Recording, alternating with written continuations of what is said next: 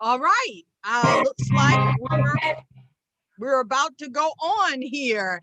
And welcome to this month's episode of QUEENAGER Wisdom, the program that's uniquely designed to provide life-enhancing love lessons that will help you to live a power-packed and awesome life of victory and excellence. So sit back, attentively listen in, and take mental notes as Miss C and I endeavor to provide you with tips and techniques that will enable you to enrich your life. Our topic this evening is on mental health with a focus on depression and the role happiness plays in minimizing and or eliminating depression. So welcome everyone. Thank you for tuning in. Hey, Constance, how you doing? Hey, Deborah, I'm great, thank you. Hi, everybody. You know what? I think this is such an important, okay. I think the bees are chasing me today, but that's okay. We're going to do this anyhow. You know, I'm out in their space and it's lovely out here. So they're just going to have to share this space with me for a little while. Where the honey is. Yeah, exactly. They know where the honey is. They know where the honey is. You know, I think that, you know, as we talk about the topic of mental wellness, I like to call it mental wellness, because I think, and one of the things I said to someone this morning is, unfortunately, we don't deal with mental health issues until sometimes it's way too late to provide the level of intervention that's essential to helping people get to a better place in space in time. Sometimes it's too late, and the intervention is not as effective as it could be. So, you know, this is Mental Health Awareness Month. And so we're just going to talk about it because it is an important topic. It is one that particularly people of color don't like to talk about, don't like to acknowledge. But you know what? Living an empowered life requires that we enrich our lives with information. So, Constance, share your thoughts, because I know you have a lot to share on this topic. And as we go along, we're going to provide you with, like I said, some tips and some techniques that we hope that you will use to enrich your life and thus empower you to live your best life. Yes, yes. Yeah, well, you know, today is the 27th, May 27th. Can you believe how fast the year has gone? Oh my goodness. It's moving quick. Moving quickly. And I was like, you know what, as you and I were talking, I said, we can't let this month go out, and it's Mental Health Month, Mental Health Awareness Month, right? And because there's so many topics that we can talk on. And so I said, you know what, never have I been so aware and enlightened to this month, the month of May being Mental Health Awareness Month. And I think because we're home more with COVID, you know, the lockdowns, and, you know, each place is different. And, you know, watching the TV or whatever, and more people are speaking up and feeling free and comfortable and willing to share, because sharing helps others. And so I said, you know what, maybe I should just even look at this a little bit. And it begins on May 1st to May 31st. And it started in 1949. I'm like, wow, you know, where was I in 1970, 2000? Where was I? You know, so it's very helpful in knowing that we are not in it alone, you know, that there's others who suffer with it and who can help us. And there's a lot of resources. So for me, I've had my share of mental health, you know, issues, depression, you know, and not even being able to recognize my own emotions. You know, one day I was so sad, and I was talking to someone. I didn't even know I was sad. I have so many good days. When I have one bad day, it's like it's just the sky totally throws you off. So totally. And so as I was talking, and she said, "Oh, you're just sad," and I'm like, "Oh yeah, I'm just sad. I'm just sad." And so it's okay to be a little sad, but absolutely, right? But when it comes to the first time I really experienced being in the throes of it, in the thick of it, is like I was 29. I had turning 29. And my mother had passed away at 29, so I never thought I was going to reach 29. But I would sit and water would just come out of my eyes. I'd be reading and water would just, and my things started changing. Like I was feeling, I couldn't put my finger on it. And so I knew I had to go get some help. So I went and I saw a therapist for a little bit, and on and off, I've seen a therapist, and I'm not ashamed of it because it helps me to get in touch with my thoughts, with my feelings, with my emotions. You know, I can only speak on the depression. I mean, it's so many areas of mental health issues, you know. Oh, absolutely. I so agree with you. And I too have had my own challenges with depression. And, you know, when my daughter was first born, I suffered from postpartum depression. And I'll never forget one evening, my godmother came to see me and the baby just to check on us. And she came in, the baby was crying, Tiffany was crying, and I was crying. I mean, I just felt, I didn't know why I felt the way I felt. You know, when you have a baby, you think, oh, that's supposed to be a happy time in your life. And, you know, it wasn't. I mean, I think I was, at the time I was living in a rooming house. I had a little room, the kitchen and the bathroom were out in the hallway. It totally wasn't what I was used to. I didn't really have parents who were loving and supportive, and siblings who were there for me to turn to at the time. And so, you know, I just felt helpless, and maybe even a little hopeless. And I remember my godmother taking me, having me and the baby come over to her house and stay with her for a few days. And that helped. I think that having a support system is so important. And I feel, and I was talking to someone, a lot of people don't have support systems. And so they fall victim to the circumstances of their lives, which may not be so good at that particular time. And you know, the longer you stay in a state of depression, the worse your mental health becomes.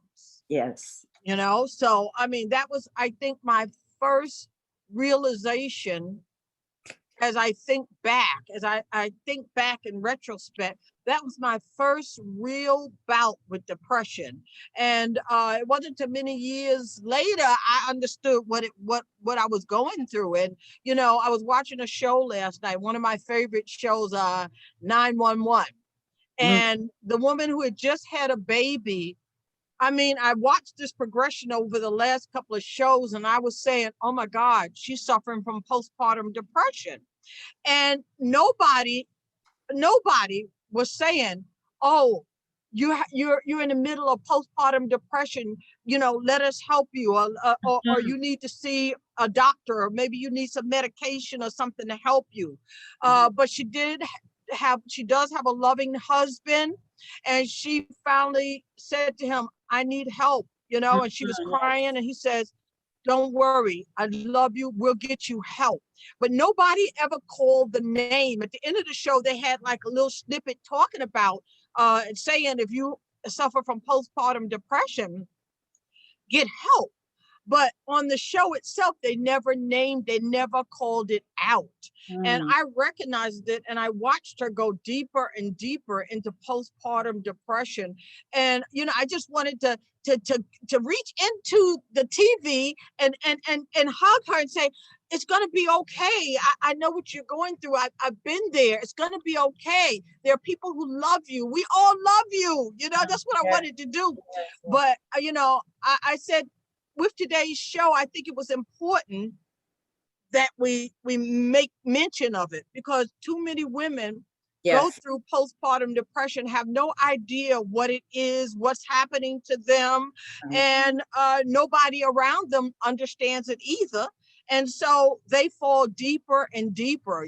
I don't know if you remember the woman years ago, I think the last name was Smith, where she killed all of her children. Yeah, she was suffering postpartum depression, and she didn't have a husband who was supportive to the degree where he understood what was going on, you know?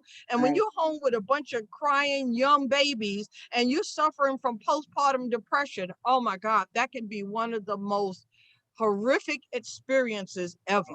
Right. So I think it's so important that we talk about depression, and Constance and I are not clinicians, but we've been through it.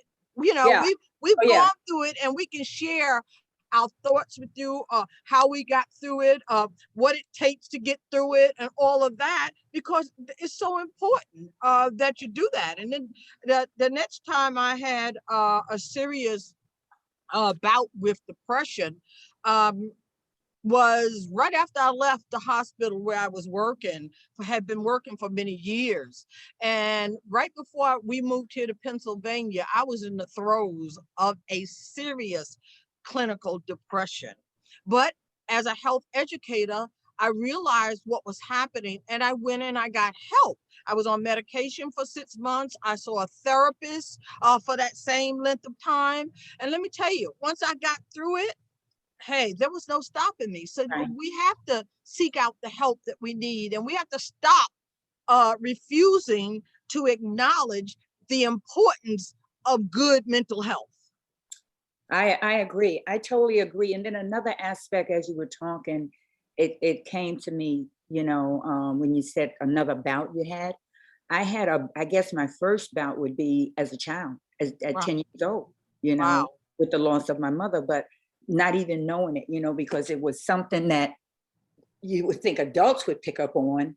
And that's what I wanted to say about the children is they can suffer depression, especially now with COVID, and they don't get to do many activities. Isolation, yeah, and they don't see as many of their friends, and you know, just the whole change. And for that time for me to change, I became a little more withdrawn. I became a little more, even though I was an extrovert, became a little more introverted. I was content with just being a bookworm in the house. And it was like people were reaching out to the adults were reaching out to one another, hugging one another and consoling one another and being able to cry openly.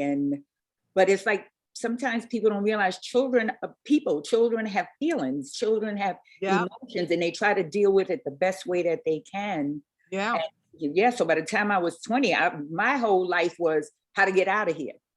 You know, you go into cutting. I would cut, you know, I would just think of easy ways. How can I get out of here? And I had expressed it to my daughter when she got old enough to really understand. Well, even at 5 years old, she would change the music, put on soft music for me, massage my shoulders, water would just be coming down my face, you know? So I always thought, just crying, yeah. And so I would tell her, you know, different ways I would think of getting out of here. And one day she really helped me and really put me on the right track. She said, you know, Ma, if you would spend as much of your time staying here, how to stay here as you do trying to get out. They make a difference. And it made such a difference because it's where we put our mind to also. Absolutely. You know? I'm not saying people who, if you need meds, you need meds. If you need more help, you need more help. I don't want to underestimate it or devalue it or anything like that. But, you know, just on the average, you know, it's things that we can do, but it's really, and it's the mind, you know. Absolutely. And I know we're going to talk about things that, you know, that would help us. So I don't want to jump the gun with it, you know, but there are ways out, you know. When you're in that dark hole, it seems like it's just no way out, but there are ways out. And for the person who is with that person who is suffering, a lot of times they just want you to listen. And listening is an art, just listening from the beginning to middle to end, what's said, what's not being said, just listening, you know, without interjecting, oh, wait, maybe you should do this or do that. Oh, I know about this and I know about that. A lot of times they can't even hear that. You know, they may just want to talk, you know, and you ask, how can I help you? What can I do? And then I get to use whatever skills I have. If I can cook, you know, I can clean, or I can organize, or maybe make calls for them, or, you know, network for them, whatever it is, and then do it, of course, you know, follow through with it. So that's where I stand. And even if it's not involving me so much right now, I know it's like a dark cloud. It's horrible. It is. I mean, it feels like you've fallen down a rabbit hole. and you're just going deeper and deeper and deeper into a dark place. And you don't know where you are. You don't know why you're there. You don't know how to get out of it. And it just seems like there's no help and no hope.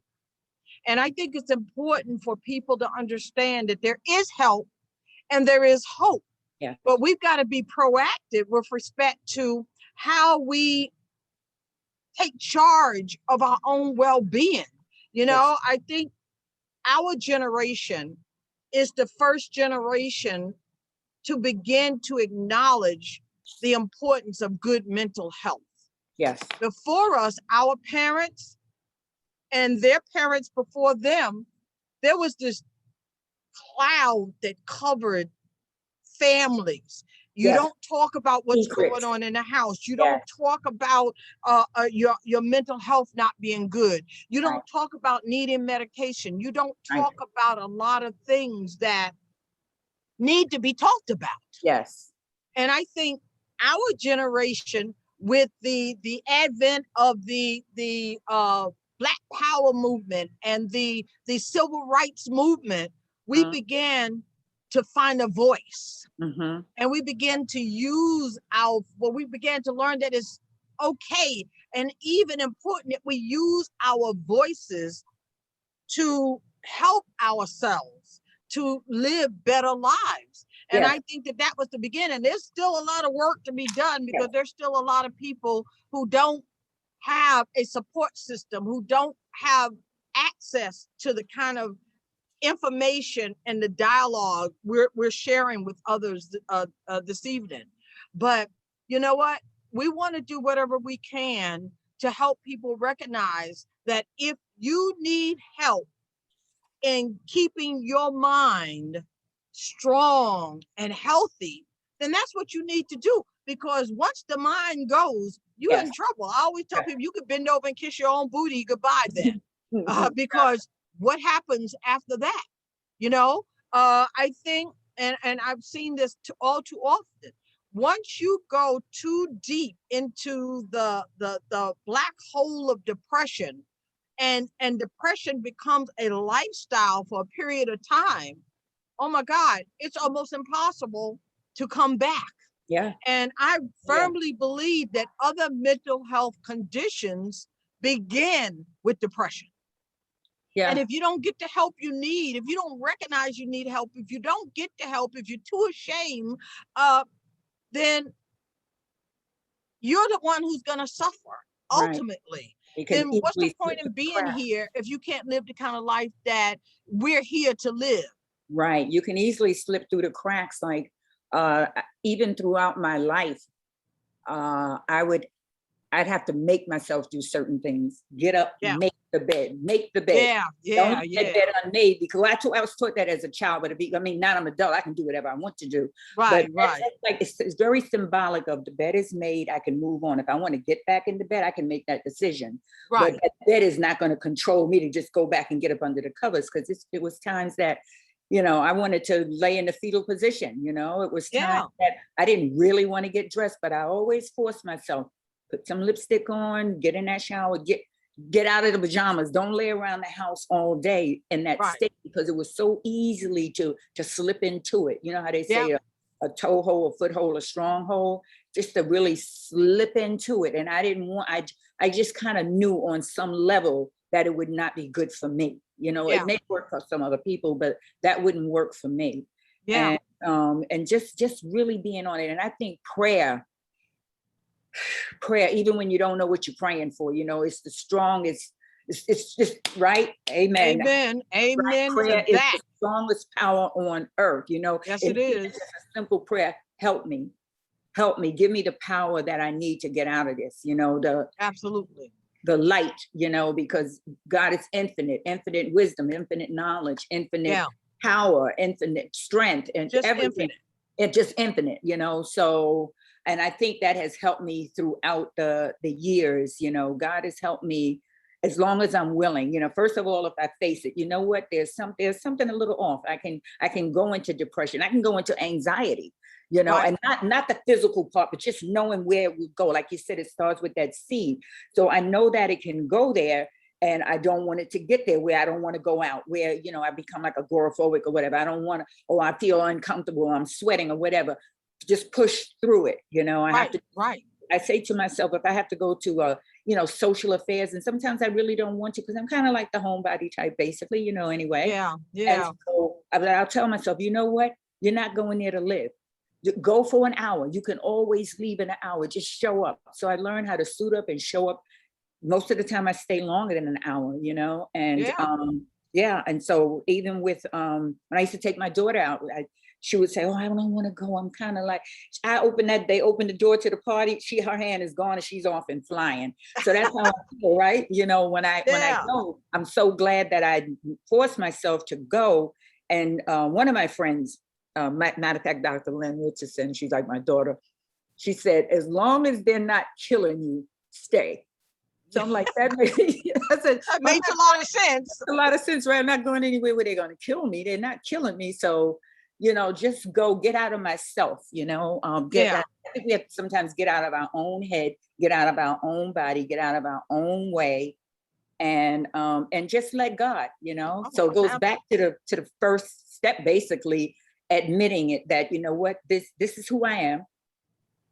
But, and I feel hopeless or helpless. But this is where I can go, because there is a power greater than me, right? Oh, absolutely. So then I call on that power, and then make that choice. I'm going to do this. I'm going to go on stage. I'm going to write this book. I'm going to go to this party. I'm going to call this person, whatever it is, and just follow through and do it, And if it means seeing a psychiatrist or a therapist or a coach or whatever it is that we need, just do it. Absolutely. And I think the key is recognizing with what we're dealing, when oh, this is depression. Okay, I'm not going to sink any deeper into the bowels of depression, because that only produces a funky life. Okay. So, okay, this is depression. And I remember when I was going through that clinical depression, I didn't know at the time I had reached that state of clinical depression, but I had written an article that was published in a magazine, and I had put the article, and I put it up on my wall in my home office when I lived in New York. Mm-hmm. And that particular day, something told me to take the article down and just reread it. I had given people 11 signs that you can possibly be dealing with that puts you in the clinical depression category. And all you needed was 3 of those signs. When I read the article, I had all 11. Wow. And I realized, whoa, and one of the things, because there is a mental illness history in my family. My mother was schizophrenic, and my oldest sister had some mental health issues too. I know at one point before she died, she was seeing a therapist. And I think knowing, and I always tell people, as a health educator, I tell people, know your family history. Yes. Because when you know your family history, that empowers you with the ability to not fall victim to some of the health challenge. Like my father was a diabetic. Okay, I decided, and he had both legs amputated before he died at age 50 in a diabetic coma. I said, oh, I'm not going out like that. So, okay, what do I need to do to keep going, not end up with diabetes? Now, I've recently been diagnosed as pre-diabetic, but my doctor put me on some medication, Ozempic, which is a weekly injection. And I, as a matter of fact, I've also taken off 20 pounds. It was also an appetite suppressant. So my A1C went from 6.5 down to 5.6. It reversed, which is a very good sign. So, I mean, when it comes to mental health wellness and health in general, we need to, it's very important to know our family history and then decide whether or not we're going to allow ourselves to fall victim to the health issues that our family has dealt with for maybe many generations. And so I said to myself, with respect to my mom, I said, I'm not going out like that either. And so, when I realized I was in the throes of clinical depression, I had to begin to make choices and become proactive so that I could help myself. The other option was to allow myself to go deeper and deeper and deeper into depression. And if I knew that if I did that, I could end up with some even greater mental health challenges. Yes. So, it's so important that we become proactive, that we stop being afraid of mental illness, or because one of the things I say, if we take charge of our mental health before it gets to a state of no return, then we can put a hold on what's going on, and we can get better, we can become better. That's like any health challenge. You catch it early, there is in many cases resolution. And you can help yourself and you can get better. But if you don't do anything to help yourself, you are not going to like the outcomes, So you have to participate in your recovery and in your proactiveness in it. Absolutely. We have to. You may lose your voice in it, and you don't want that to happen. One of the things you said when you talked about knowing your family history and how just certain things that you do now and has taken some weight off and etc.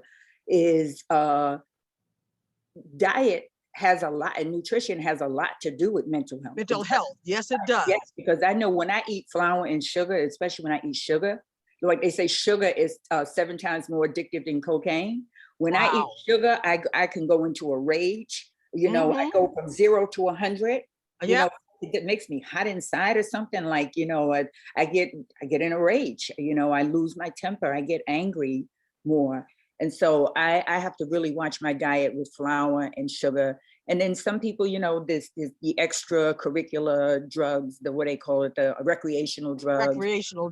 Right. And drinking, and a lot of these Coca-Colas and all this caffeine in it and Red Bull and all this kind of stuff. We have to really watch what we're putting in our bodies, because it does affect the brain. It affects the chemistry. Yes, it does. It affects our hormones. And so it's really, really important. What we may have gotten away with as, as a teenager or whatever, we have to rein it in, and say, do I eat to live or do I live to eat? Absolutely. So I want to eat to live. I want to live and live a good life. And absolutely. Right. I know it messes with my mental health when I don't eat right, or when I don't sleep right, you're just living right. Yeah, absolutely. And that's so important. I know we've come off of white flour, sugar products, white sugar. If we use, I may drink a cup of coffee in the morning. I use monk fruit as opposed to white processed sugar. I use natural sweeteners, but I don't use them so much either. I limit my use of those as well. So sodas, we've come off of sodas, cookies, cakes, pies. Every now and then we may have a little something, but it's not a regular. And at one point, it used to be a regular in our household. I mean, because sugar is addictive. Once you start having an excess of food products that are heavily laced with sugar, oh my God. With sugar, additives, preservatives. And preservatives. Yeah, exactly. And sulfites, and you got to really read those labels, because they do affect the brain chemistry, and absolutely, absolutely. And some of those additives you can't even pronounce. I'll be sitting there saying, "What the heck is it?" And then I try and break it down. Even if you try and break it down, you can't pronounce it. We're like, "What the heck is this?" Yeah. So I mean, we have to look at all of the dynamics of what affects our mental health. you know, and make choices. You may, okay, we're not going to all at once make the changes. Right. And maybe it's almost like going into drug rehab. You may have to go back. You may take yourself off of it, off of the sugar and sugar products and the byproducts and all of that. And then you get a serving of it and you fall off the wagon. Yeah. And you go absolutely buck crazy. And so then you got to go and start all over again, but you keep going until you succeed. You don't say, oh, well, I'm never going to kick this habit. And, oh, I just love sugar. We can't make excuses. We got to stop making excuses for the bad behavior, conditioned behavior that we have participated in for years. Right. Exactly. So it's like breaking out of bondage, you know, to really save yourself, you know? Absolutely. You know, absolutely. I so agree. People will say, oh, I wouldn't deprive myself of this and deprive myself. It's not really deprivation, because it's like, do I want this, or do I want this, or do I want this? Do I want to go up, or do I want to go down, you know? Yeah. Yeah.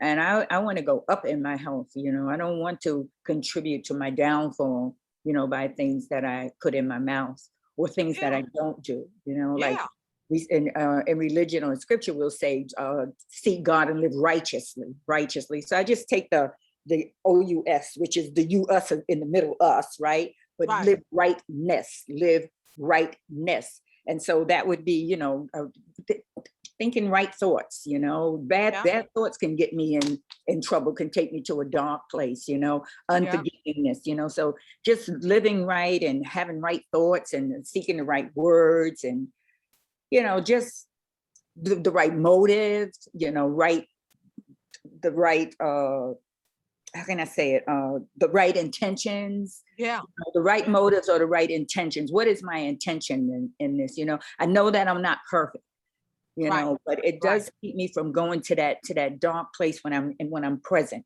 because I know in that dark place, I'm not present. You know, that's just like when I do the flour and sugar, I'm not present. It takes me to a place where I really don't care, like I'm acting like as if, you know, and that's not being present. I want to be present. So I seek the right action and, you know, having the right tone, and just, it's a lot of things to want to do right. And I seek God in that.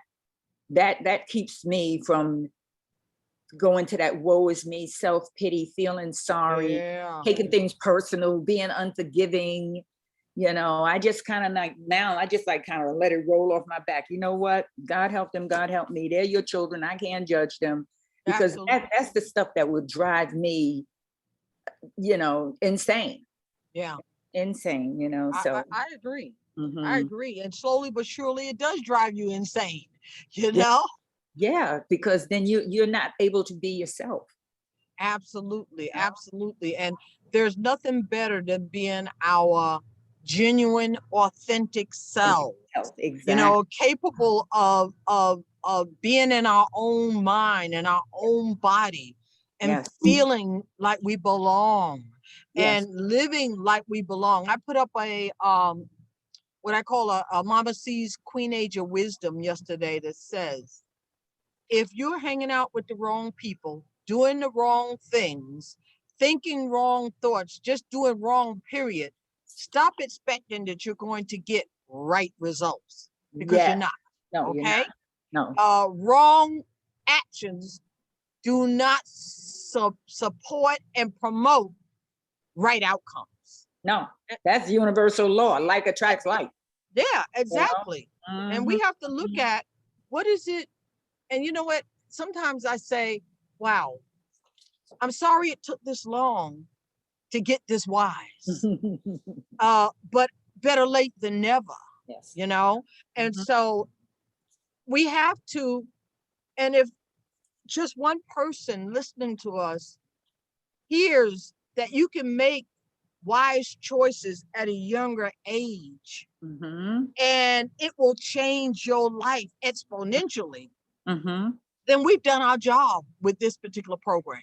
You know what I'm saying? Yes. It's just that, unfortunately, young people think they know everything, and they want to do what they want to do, irrespective of what we tell them is not a good thing to do.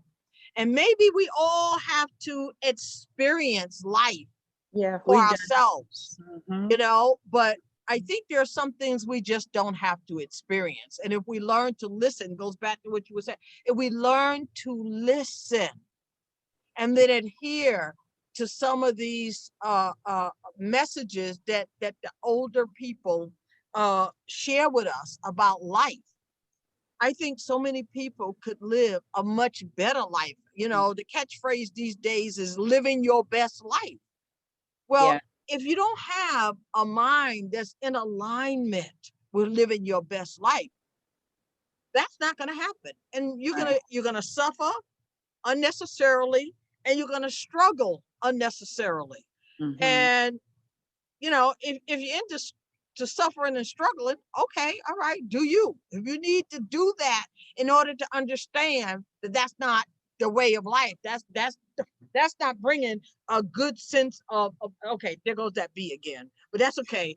This is my space right now, so I'm gonna just keep it moving. You know, if we don't understand that there are just some things we don't have to go through and that are better that we don't go through, because there are a lot of people. I take my brother. My brother went in was addicted to drugs for years. He got into drug rehab a few times before it stuck. But as a result, he's dealing with long-term health challenges. See? So had he not done that, those health challenges he's dealing with now would not have happened. Okay, maybe would have been some other challenges. I don't know. But I think that there are just some things we don't have to go through. You know, we just don't have to go through. And if we don't have to go through it, why do it? Why do it? And also to be able to identify, like, okay, we talked about depression, but there's also when, you know, when you feel guilt or shame about something, or you just need to straighten out your life thoughts, you know, so much up there. You just may need someone to just, again, listen, you know, someone to talk to, someone who's objective. Maybe you feel like that's non-judgmental. Right. You know, then sometimes we may need to be free of whatever's going on in the sexual thing, the sexual orientation or whatever. Absolutely. Or, absolutely. you know, free from others' expectations of us and others' opinions. You know, some people are just so suppressed from what other people think they should be doing or how they should live their life. Absolutely. And we can't live others' expectations. You know, we like, I hear about fluidity or whatever. It's not my place to judge, you know, like, live and let live. And some people, like for me, I know one of the main things that helped me when I did seek therapy for a while there, and off and on, like I said, from religion, from denominations, from cults, that cultish thing, you know, indoctrination, the ceremony and the pomp, you know, and being able to make your choice. Absolutely. You know, if you decide to be this, that, or the other, that's fine, because you make the choice. But when you get so indoctrinated, and then you like this because you don't want to upset grandma, you don't want to upset mom, or you don't want to upset dad, you don't want to upset anyone, you know, that can wreak havoc on your life later, because a lot of times you don't even know who you are. So you're being liberated from bondage, you know. Maybe it wasn't depression where you couldn't work, or you still functioned, but you're not happy, and we want to be happy. So in order to find ourselves in the innermost being, what do I believe to be true? What do you believe to be true? You know, no matter what, no one knows you like you know yourself, and like your creator knows you, right? Absolutely. So, you know, that depression being suppressed, and the feelings and suppressing our emotions, you know, all of that can be addressed by, you know, seeking someone. And you know, therapy costs money, but there's places, I'm sure, that, you know, that can be helpful. Oh, absolutely. They certainly are. And programs and even hotline calls where you can call. I mean, free hotlines you can call and talk to somebody. Yes. And you know, you can get that number on the internet. I was looking at some material. Almost everything has the hotline, the mental health hotline number. So we just gotta go after what it, you know, I'm the kind of person, even at this point in my life, if I want to know something, I go to Google. Right. And I started looking up and research. I do a lot of research. Yeah. And I learned so much, and I'm able to strengthen my mind and feel good about myself, because when you have a strong mind, you're going to feel good about yourself. Yes. Yes. It's when the mind has been weakened by conditioning, by behaviors, by perceptions, by all of these negative things that are not conducive to positive well-being and manifesting good outcomes. So Right. if you're doing something, I'm gonna use this as an example. Because I went through the sexual abuse as a child, when I became an adult and men approached me about having sex, how I got through the sexual abuse at the hands of my father when I was a child was that I would literally black out. I would go inward. That was my saving grace, And as a matter of fact, I think God snatched me in. He just brought me in. And I would, as an adult woman, I would black out whenever the idea of having sex with a man came up.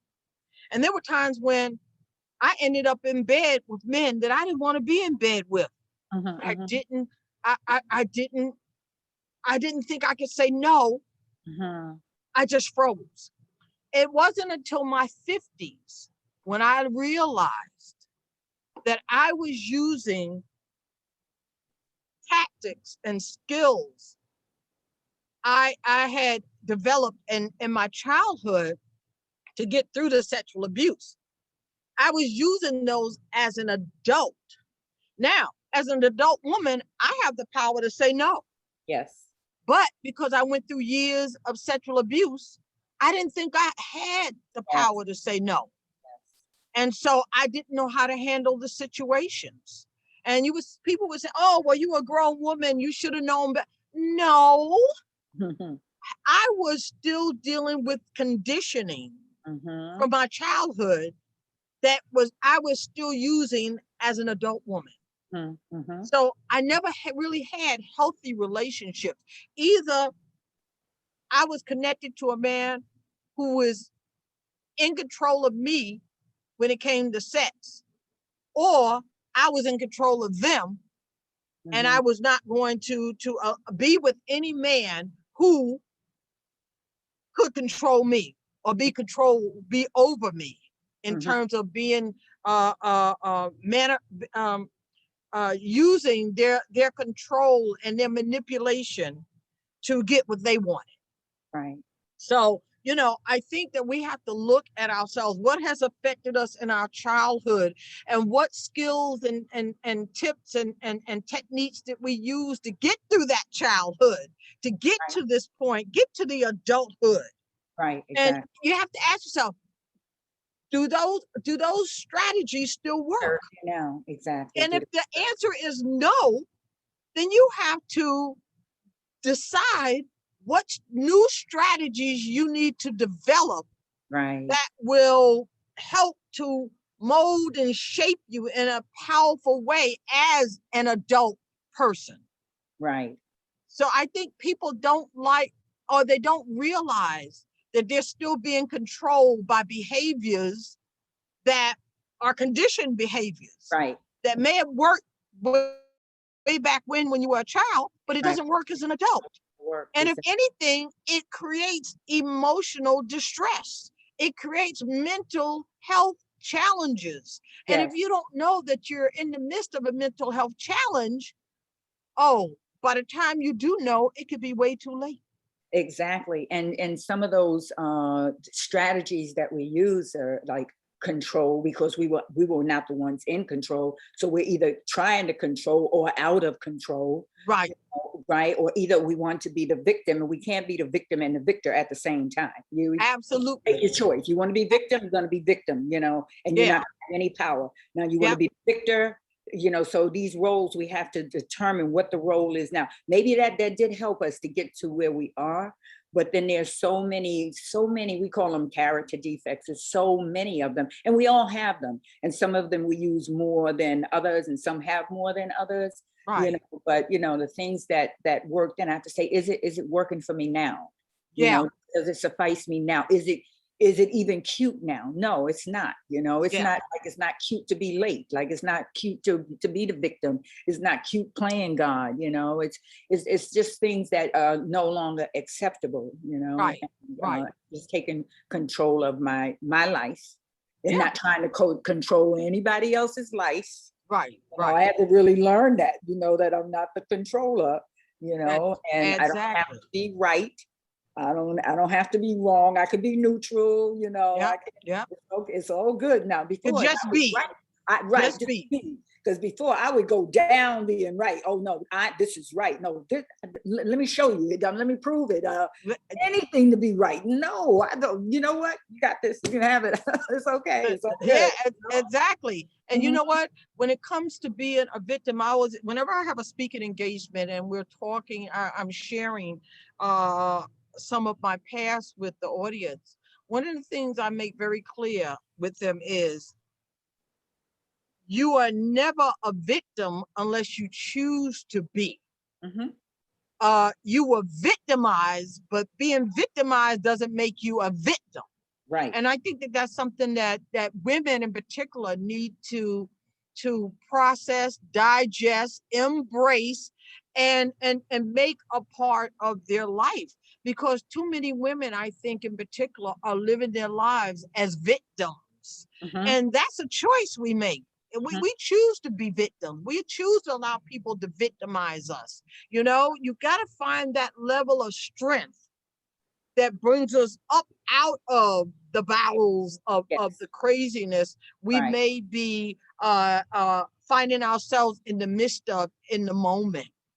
But I think that one of the strategies for living a life that's happy is that we learn to live happily doing the things in the moment that support happiness. Right. A lot of people don't, and you don't know what makes you happy? Go discover.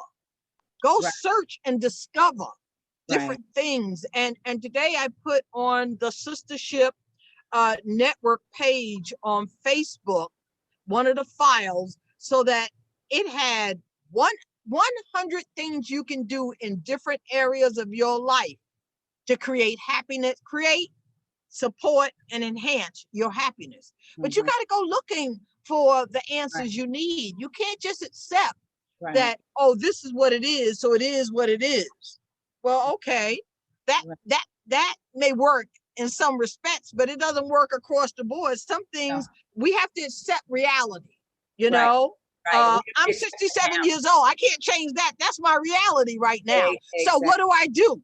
I live in the moment the best I can. What makes me happy? What supports my happiness? What enhances my happiness now? It's different from what it was when I was a teenager or in my 20s and 30s and 40s and even 50.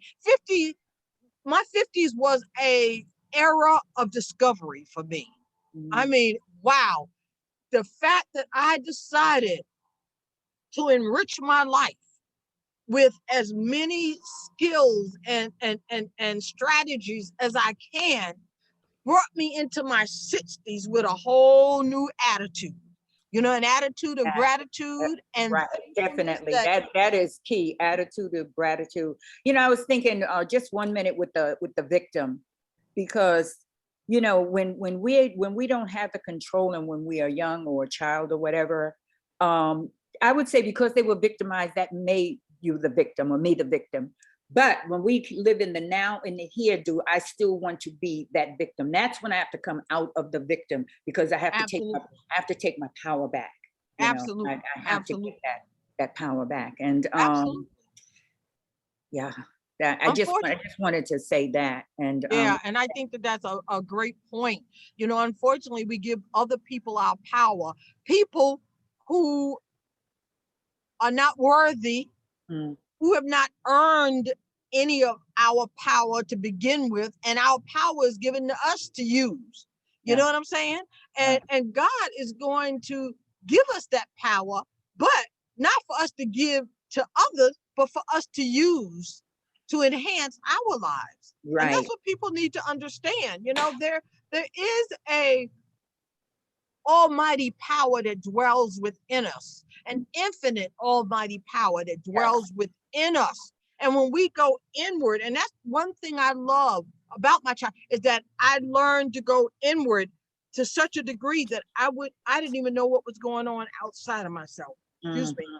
Mm-hmm, mm-hmm, So, you know, when we learn to go inward into our inner selves, mm-hmm. that is a powerful thing to do. It Yes. allows us to disconnect from the world Mm-hmm. and to reconnect Yeah, exactly. or strengthen the connection we have with God and ourselves. Yes, exactly. That is very, very important, because it goes back to we are human beings we are spiritual beings having a human experience. Yeah. So we are made to go back into that place with the oneness. You okay? Yes, I'm fine. And you know what? I realized that this has been an interesting allergy season. And now that I'm out here, I'm being reminded that, okay, you got all of these I don't know if pollens I'll and do that stuff. again, huh? Yeah, I won't done. I'm gonna be inside next month. Inside, okay. Yeah. So so meditation and quiet time is very important, you know. Oh, You know, you hear about it more and more and more. It can't be stressed enough. It's no longer for the monks and the gurus and you know, many decades, centuries ago and whatever.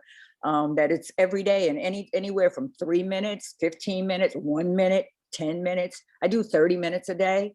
But there, and sometimes off and on and in and out. And when I need more sustenance from the spirit, you know, like I need some answers or whatever, but not just going and seeking them, just going in and quieting my mind, because our mind is going 24/7. Our mind is going when we're sleeping, mine is still going, you know? absolutely. Mhm. And it's so important to quiet our minds and still our bodies Yes. so that we can regroup daily. Mhm. Because some people just go on and on and on and on and on and Like on and on. Energizer They Bunny. exhaust themselves. Yes, Their yes, mind doesn't get the rest it needs. yes. It doesn't regroup in the way that it needs to regroup in order to empower us on a daily basis. And Mhm. so as a result, you know, we're not working at maximum power. We're nowhere near it most times. Most people are just working on automatic, Yeah. you know, and I think, you know, for many years, that was me. I was working on automatic. Mhm. And, you know, I think one of the best things I did for myself was to leave the job I had, because it was just, oh my God, it took everything. It took all my energy, all my time, just what it Mm. wiped me out. Gotcha. I loved it. I did. Oh my God, I learned so much. Mhm. But while I was given, it was taking more. It was taking more. And so I was not getting what I needed because I didn't know any better. Mhm. There were no people around me who knew any better. Everybody were workaholics. Everybody was in, you know, we were in I was probably the quintessential multitasker. I had perfected multitasking.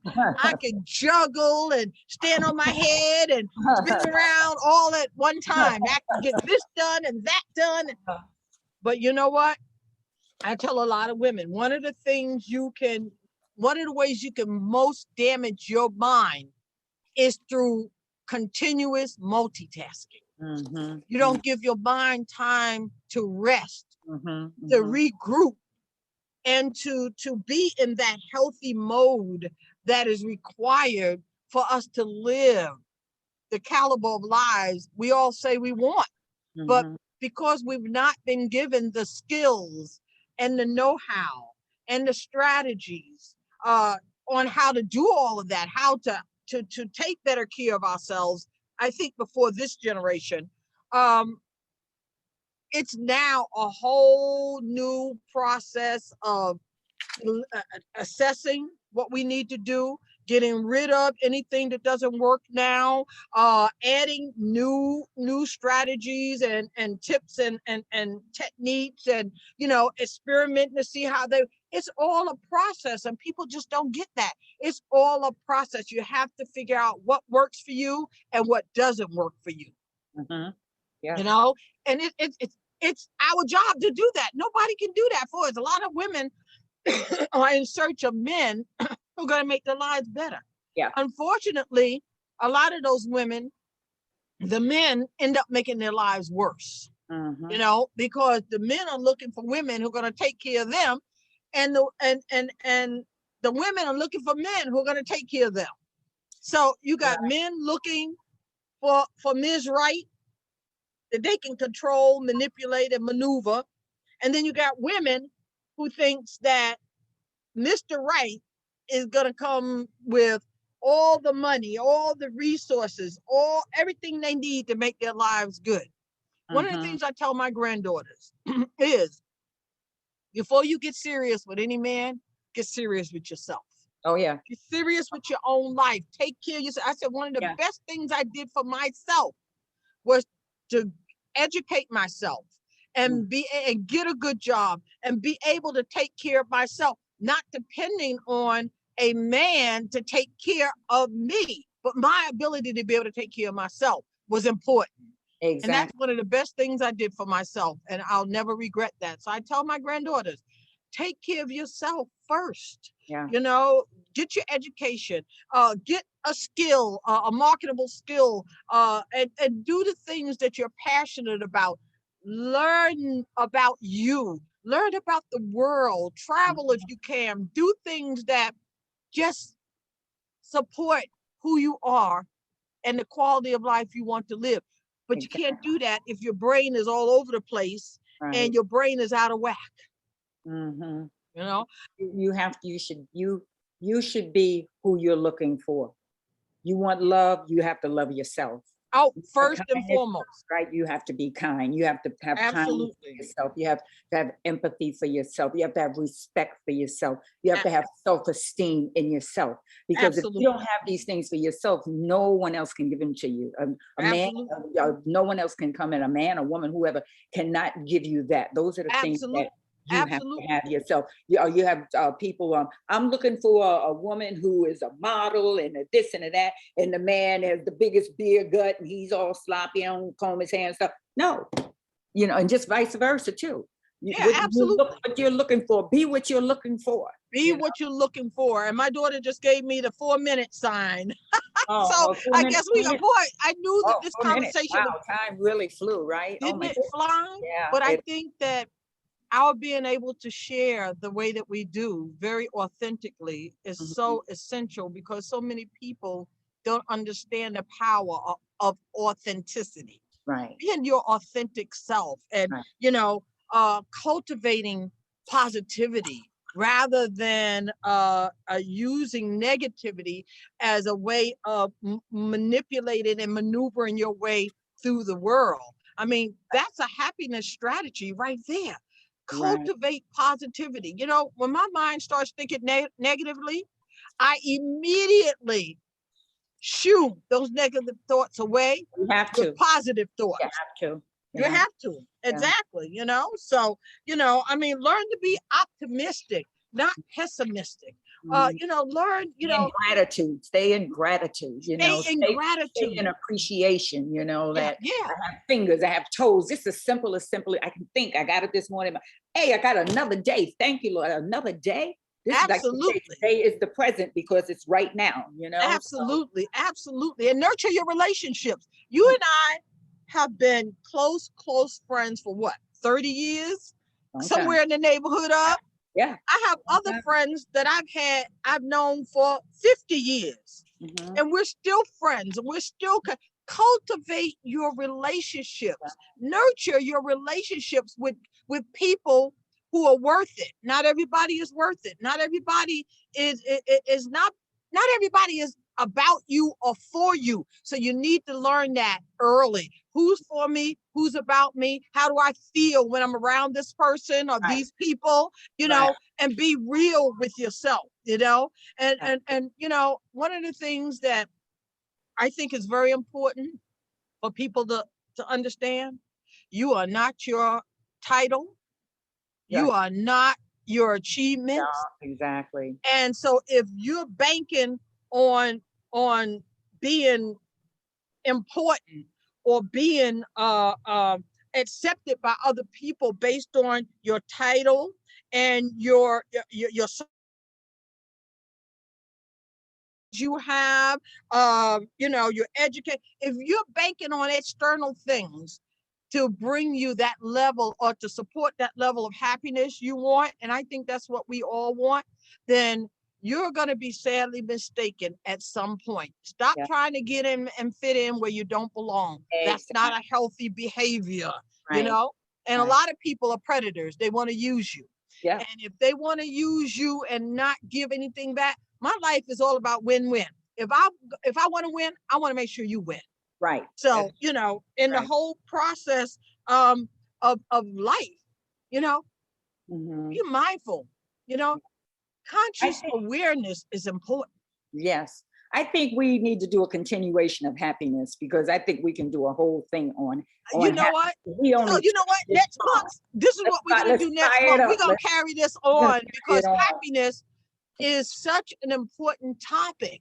People need to understand the who, what, when, where, why, and how-tos of happiness. So there's our topic for next month, everybody. Happiness, you know, we're going to talk about happiness and help you to develop some strategies for being happy and staying happy and not expecting other people to give you happiness, because it doesn't come from other people and it doesn't come from outside of ourselves. Exactly. And it starts up here.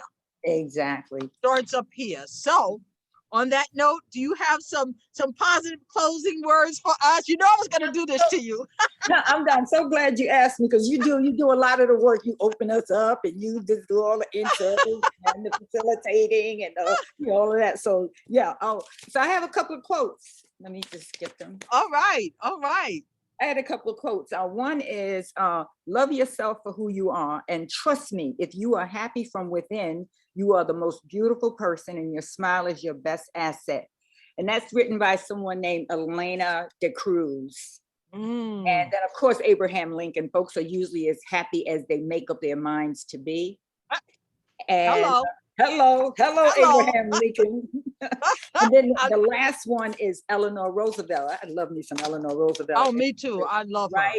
Right. I had to choose between her and Maya Angelou today. So I just took, because we all love Maya Angelou. Yeah, we'll do Maya next month. Let's get her next month, because we give her some more time. So Eleanor Roosevelt, happiness is not a goal, it is a byproduct. Yes, it is. That, right? Yep. And on that note, I think we've exhausted our time for today. Constance, thank you so much. Thank you. AKA Miss C. And Thank this you, is Ms. Mama Deborah, C. AKA Mama C. And so we'll be right back. Thank you all for joining us and being here with us to gain whatever pearls of wisdom you can that will help to enrich your life. So until the end of next month, we're going to say goodbye. We love you. Love you. And share the wisdom, share the word, and have more people come in and spend time with us at the end of next month. Okay. Perfect timing. Perfect timing.